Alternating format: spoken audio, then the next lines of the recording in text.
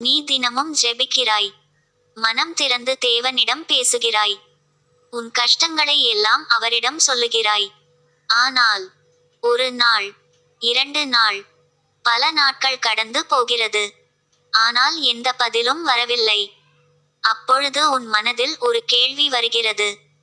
தேவன் என்னை கேட்கிறாரா? நான் ஜெபிப்பது பயனுள்ளதா? என் ஜெபம் வீணாகிறதா? நீ இப்படி சிந்தித்திருந்தால் இந்த செய்தி உனக்காகத்தான். நாம் எல்லாரும் ஜெபிக்கும்போது ஒரு எதிர்பார்ப்பு இருக்கும். நான் இன்று ஜெபித்தால் நாளை பதில் வரும் என்று நினைப்போம். ஆனால் அப்படி நடக்கவில்லை என்றால் நம் மனம் உடைந்து போகிறது. சில நேரங்களில் நாம் அமைதியாகி விடுகிறோம்.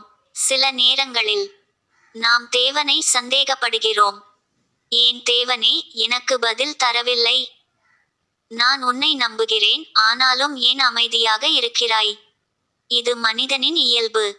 இதில் தவறு எதுவும் இல்லை. ஆனால் ஒரு உண்மையை நீ அறிந்திருக்க வேண்டும். தேவன் உன் ஒவ்வொரு ஜெபத்தையும் கேட்கிறார். நீ மெதுவாக சொன்ன ஜெபத்தையும் அவர் கேட்கிறார். நீ அழுதபோது சொன்ன வார்த்தைகளையும் அவர் கேட்கிறார். நீ பேசாமல் மனதில் நினைத்ததையும் அவர் அறிந்திருக்கிறார். உன் ஜெபம் ஒருபோதும் வீணாகாது. அப்படியானால் ஏன் பதில் தாமதமாகிறது? இதற்கு காரணம் இருக்கிறது. தேவன் எப்போதும் 3 விதமாக பதில் தருகிறார். ஒரு பதில் ஆம், 2வது இல்லை, 3வது காத்திரு. நாம் பெரும்பாலும் ஆம் என்ற பதிலை மட்டுமே எதிர்பார்க்கிறோம்.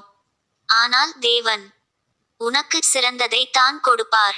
சில நேரங்களில் நீ கேட்ட ஆசீர்வாதத்திற்கு நீ இன்னும் தயாராக இருக்க மாட்டாய். அதனால் தேவன் காத்திருக்க சொல்கிறார். அவர் உன்னை தயார் செய்து கொண்டிருக்கிறார். உன் மனதை மாற்றுகிறார். உன் எண்ணங்களை மாற்றுகிறார். நீ வலிமையாக ஆக வேண்டும் என்பதால் அவர் உன்னை உருவாக்குகிறார். சில நேரங்களில் நீ கேட்டது உனக்கு நல்லது அல்ல. அதை நீ இப்போது புரிந்து கொள்ள முடியாது. ஆனால் தேவன் அறிவார். அதனால் அவர் பதில் தராமல் உன்னை காப்பாற்றுகிறார். ஒரு விதையை நிலத்தில் விதைத்தால் அது உடனே மரமாக ஆகுமா? இல்லை. அது மெதுவாக வளர வேண்டும். அது மண்ணுக்குள் வேலை செய்கிறது. நாம் அதை பார்க்க முடியாது. ஆனால் அது வளர்ந்து கொண்டே இருக்கிறது. அதே போல உன் ஜெபமும் ஒரு விதை. நீ இன்று ஜெபித்தாலும் அது உள்ளே வேலை செய்கிறது. சில நேரங்களில் தேவன் அமைதியாக இருப்பார். அவர் பேசவில்லை என்று நாம் நினைப்போம். ஆனால் உண்மை என்னவென்றால் அவர் வேலை செய்து கொண்டிருக்கிறார். நீ தேர்வு எழுதும்போது ஆசிரியர் அமைதியாக இருப்பார். அவர் பேசவில்லை என்பதால் அவர் இல்லை என்று அர்த்தமா? இல்லை. அதே போல தேவன் உன்னுடன் இருக்கிறார். நீ இப்போது கஷ்டத்தில் இருக்கலாம். உன் வாழ்க்கையில் பிரச்சினைகள் இருக்கலாம். நீ அழுது கொண்டு ஜெபித்திருக்கலாம். ஆனால் பதில் வரவில்லை என்று நினைக்கலாம். அந்த நேரத்தில் கூட தேவன் உன்னுடன் இருக்கிறார். அவர் உன்னை விட்டு போகவில்லை. இன்று முதல் நீ ஒரு முடிவு எடு. நான் ஜெபிப்பதை நிறுத்த மாட்டேன். நான் நம்பிக்கையை விட மாட்டேன். நான் காத்திருக்க கற்றுக்கொள்வேன். ஏனெனில் தேவன் என்னை ஏமாற்ற மாட்டார். ஒரு நாள் வரும். நீ இப்போது கேட்ட ஜெபத்திற்கு பதில் வரும். அந்த நாள் வந்தபோது நீ ஆச்சரியப்படுவாய்.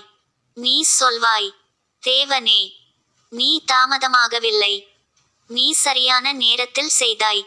உன் ஜெபம் வீணாகவில்லை. ஒவ்வொரு ஜெபமும் தேவனிடம் சேர்கிறது. ஒவ்வொரு கண்ணீரும் அவரால் காணப்படுகிறது. நீ மட்டும் இல்லை. தேவன் உன்னுடன் இருக்கிறார். அவர் உன்னை நேசிக்கிறார். அவர் உன் வாழ்க்கைக்கு ஒரு நல்ல திட்டம் வைத்திருக்கிறார்.